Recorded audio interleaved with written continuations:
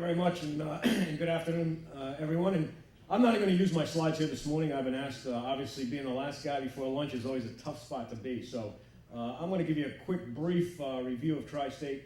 And I'd like to start with a thank you to both the MGA and the USGA who provide this platform for the Tri-State Turf Research Foundation each year to present our message and our vision of the future. As I've sat through the talks this morning, I listened to an awful lot of discussion, and the one thing it all came back to is research. Whether it was the talks this morning or later this morning about water quality, it all comes back to research, and the researchers, and that's what Tri-State is all about. I began my career back in the mid-'70s working for my dad in Rhode Island, a flourishing golfer that hated to practice. I learned later that my dad gave me a job on the golf course to teach me a lesson. I thought he might put me back in the golf shop, which led to a great career in golf course management. And to my passion today, which is development of the game, and again, it all revolves around research. Everywhere we've come to get to here has been proven through solid university research.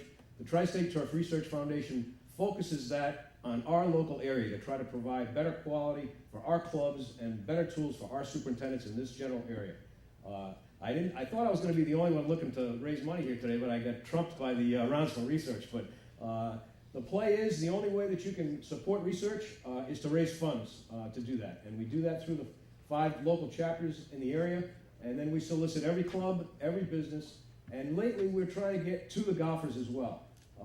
The big highlights that we have going on, we have a new project from Dr. Koppenhofer at Rutgers focusing on the annual bluegrass weevil, which we heard about this morning. A problem that's a pole problem, but it continues to be an ongoing issue that doesn't seem to go away. And one of the highlights of this is a pesticide-free nematode control. So that'll be an interesting part of that research that we hope will lead to maybe better control with less pesticides.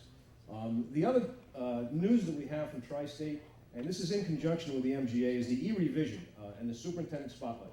As you get your handicap revision each month online, it started back in March 1st. There's going to be a superintendent spotlight in the headlines as you read down from where you get your handicap index.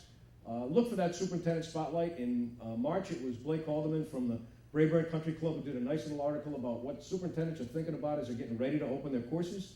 The next one, I believe, will be April 1st by John Carlone at the Meadowbrook Club, talking about seed head control on polo greens, which we saw a little bit about that as well this morning. There'll be 6 of those revisions and superintendent spotlights throughout the year. If you click on the link, it'll bring you to the Tri-State Turf Research website, where all of our foundation news and our research is documented. Those articles are there. If you haven't seen Blake's, go to the website, and we will have all those stored there for you to look at. But as you get your handicap revision each month, click on that superintendent spotlight. Get an idea of what's going on inside our minds as we're going through different issues as we approach each different time of the season. And again, bottom line is funds. Without funds, we can't support research and we can't solve the problems and lead us into the next 5, 10, 15, 20, 50 years of golf.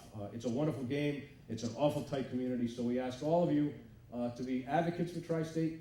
Make sure your clubs are contributing. We've sent out our initial solicitations for contributions. We hope you all have those and send them in. If you haven't, we'll be soliciting throughout the course of the year. There's a donation page on our website. If an individual golfer feels obligated or committed to research, we'll take donations from everybody.